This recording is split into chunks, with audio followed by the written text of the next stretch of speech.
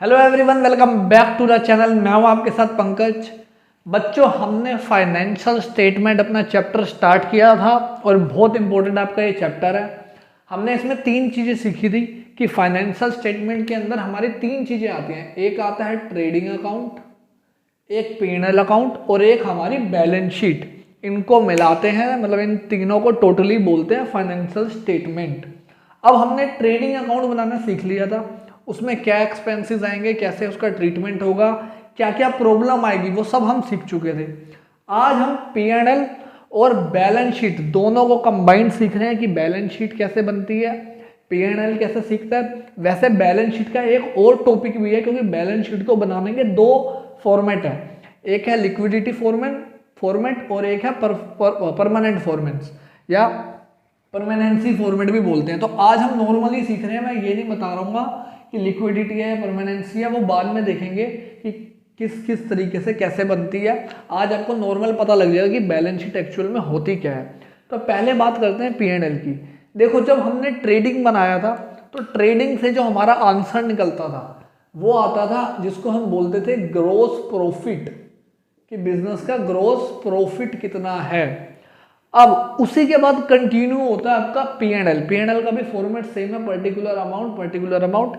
यही आपका ट्रेडिंग का था, डेबिट और क्रेडिट सेम है। अब बच्चों, जो ट्रेडिंग से ग्रॉस प्रॉफिट निकला होता है ना, उसी को हम ट्रांसफर करते हैं P&L में। P&L का भी सेम फॉर्मेट है कि सारी इनकम आएगी क्रेडिट साइड में और सारे एक्सपेंसेस आएंगे डेबिट साइड में। यही फॉर्मेट है इसका भी। अब प्रॉफिट है तो प्रॉफिट हमारी इनकम है, तो यहां पे लिखते हैं बाय ग्रोस प्रॉफिट। जो भी ट्रेडिंग अकाउंट से ग्रोस प्रॉफिट निकलता है उसे P&L की क्रेडिट साइड में ट्रांसफर कर देते हैं। और इन केस ट्रेडिंग अकाउंट से ग्रोस लॉस निकला हो तो उसको डेबिट साइड में स्टार्ट कर देंगे, लिख देंगे टू ग्रोस लॉस, जितना भी अमाउंट होगा। समझ गए? ये पहला स्टेप है। इसके बाद मैंने आपको बोलता आया था ट्रेडिंग में किस किस में प्रॉब्लम आती है, बच्चे किस किस में गलती करते हैं। जो मैंने वेजिस वाला पॉइंट बताया था, एक मैंने बताया था आपको वेजिस वाला पॉइंट, एक बताया था आउटवर्ड वाले खर्चे, एक इलेक्ट्रिसिटी वाला। तो इन पे ध्यान रखना। ट्रेडिंग के अलावा जो भी एक्सपेंसेस होंगे ट्रेडिंग को छोड़ के, वो सारे एक्सपेंसेस P&L में आ जाते हैं। अब एक होते थे इनवर्ड एक्सपेंसेस, एक होते थे आउटवर्ड एक्सपेंसेस। तो इनवर्ड वाले जाते हैं ट्रेडिंग में और आउटवर्ड वाले आते हैं P&L की डेबिट साइड में। जैसे आउटवर्ड फ्राइट, आउटवर्ड कैरिज, ये वाले जो होंगे कैरिज वाले, वो सारे कहेंगे P&L की डेबिट में। वेजिस एंड सैलरी होगा तो कहाँ जाएगा? ट्रेडिंग में। सैलरी एंड वेजिस है तो कहाँ आएगा? P&L में। ऐसे ही अगर सिर्फ सैलरी है तो भी यहाँ आएगा। रेंट हो गया, डेप्रीशिएशन हो गया, बैड डेप्ट्स हो गए, इंश्योरेंस प्रीमियम हो गया, ऐसे जितने भी और खर्चे होते हैं वो सारे P&L की डेबिट साइड में आते हैं। अगर आप अपनी बुक में चेक करोगे तो P&L का फॉर्मेट बहुत बड़ा है, बहुत सारे खर्चे हैं। तो इतने सारे खर्चे आप याद नहीं कर सकते। इससे अच्छा यही होता है ट्रेडिंग का फॉर्मेट याद कर लो। ट्रेडिंग का फॉर्मेट होता है छोटा सा, वो याद हो जाता है। और उसके अलावा जितने भी एक्सपेंसेस, जितनी भी इनकम बच गई, वो P&L में ही आती है। एसेट्स और लायबिलिटी, एक आपकी एसेट्स, लायबिलिटीज और कैपिटल को छोड़ के जितने भी एक्सपेंसेस होंगे वो सारे P&L की डेबिट साइड में, जितनी भी इनकम होगी P&L की क्रेडिट साइड में। याद रखना।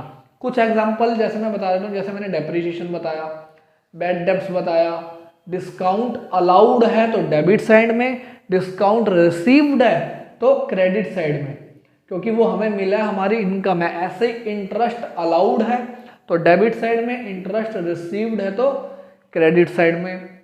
और सैलरी तो बता ही दिया, इलेक्ट्रिसिटी हो गया, टेलीफोन बिल हो गया, कैरिज आउटवर्ड वाले सारे खर्चे हो गए, और जितने भी बहुत सारे खर्चे होते हैं, ट्रैवलिंग एक्सपेंस हो जाता है, चैरिटी हो गया, वो सारे खर्चे P&L की डेबिट साइड में आते हैं। अब जैसे हम ट्रेडिंग में करते थे, डेबिट साइड का टोटल, क्रेडिट साइड का टोटल, दोनों को माइनस करते थे। अगर क्रेडिट साइड ज़्यादा आ रही है, इनकम वाली साइड ज़्यादा आ रही है, तो निकल के आता है नेट प्रॉफिट। उसको यहाँ पे लिखते हैं टू नेट प्रॉफिट के नाम से। और अगर डेबिट साइड ज़्यादा आ रही है तो यहाँ पे लिखते हैं बाय नेट लॉस के नाम से। ठीक है। अगर एक्सपेंसेस की साइड ज़्यादा है तो नेट लॉस आएगा, इनकम की साइड ज़्यादा है तो नेट प्रॉफिट आएगा, ये याद रखना। अब P&L हो गया। अभी P&L में और चीज़ें भी देखेंगे, क्या क्या गड़बड़ होती है, क्या क्या प्रॉब्लम आती है, जब मैं आपको क्वेश्चन कराऊंगा उसी के साथ ही हो जाएगा आपका। अब बात करते हैं बैलेंस शीट की। ये भी बनता है, इसके साथ भी लिखते हैं फॉर द ईयर एंडेड 31 मार्च, जो भी ईयर होगा वो ईयर आ जाता है। लेकिन बैलेंस शीट के साथ लिखते हैं बैलेंस शीट एज एट 31 मार्च, क्योंकि बैलेंस शीट एक पर्टिकुलर डेट पे बनती है और ये पूरे साल का होता है। अब बैलेंस शीट को करने का तरीका क्या, बैलेंस शीट में बच्चे बहुत गलती करते हैं। सबसे पहले लायबिलिटी साइड में लिखते हैं हम कैपिटल, जितना हमारा कैपिटल का अमाउंट होगा उसको लिखते हैं। इसमें से लेस कर देते हैं ड्राइंग्स, अगर पर्सन ने, ओनर ने कोई ड्राइंग्स करी है वो लेस कर देते हैं। अगर क्वेश्चन में हमारा P&L में नेट प्रॉफिट निकला है तो NP ऐड कर देते हैं। अगर नेट लॉस आया है तो नेट लॉस माइनस हो जाएगा, इन दोनों में से एक ही आएगा आपका। नेट प्रॉफिट है तो ऐड, नेट लॉस है तो माइनस। ये होता है कैपिटल का ट्रीटमेंट कि कैपिटल में क्या क्या चीज़ें ऐड होगी, क्या क्या लेस होगी।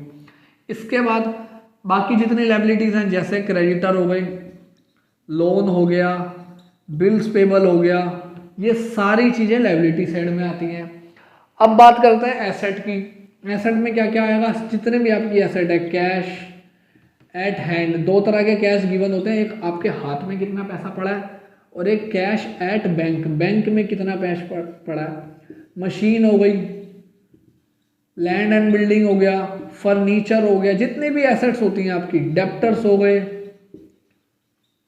ठीक है, ये सारे की सारी एसेट्स यहाँ पे आती है। अब आपने बहुत बार सुना होगा कॉमर्स वालों के लिए ये बोला जाता है बैलेंस शीट मैच नहीं होती, बैलेंस शीट मैच नहीं होती। क्यों नहीं होती? बैलेंस शीट का एक रूल है कि बैलेंस शीट का डेबिट और क्रेडिट हमेशा मैच होना चाहिए। अगर ये मैच नहीं हो रहा इसका मतलब आपकी अकाउंटेंसी में कहीं ना कहीं गड़बड़ है। क्यों? रीज़न बता दूं क्यों। एक तो बच्चे यहाँ मोस्टली क्लोजिंग स्टॉक लिखना भूल जाते हैं। जो क्लोजिंग स्टॉक ट्रेडिंग के क्रेडिट अकाउंट में आया था ना, क्रेडिट साइड में, वो क्लोजिंग स्टॉक यहाँ पे भी आता है, क्योंकि ये बचा हुआ सामान है, आपका बिका नहीं है, आपकी एसेट, आप कल को इसको बेचोगे, तो वो हो गया।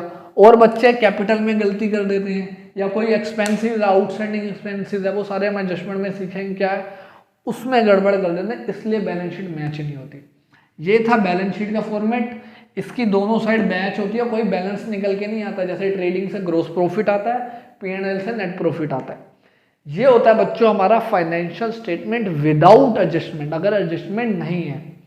और इस चैप्टर में एक और फॉर्मूला आएगा COGS का, कॉस्ट ऑफ गुड सोल्ड, और एक आएगा ऑपरेटिंग प्रॉफिट का।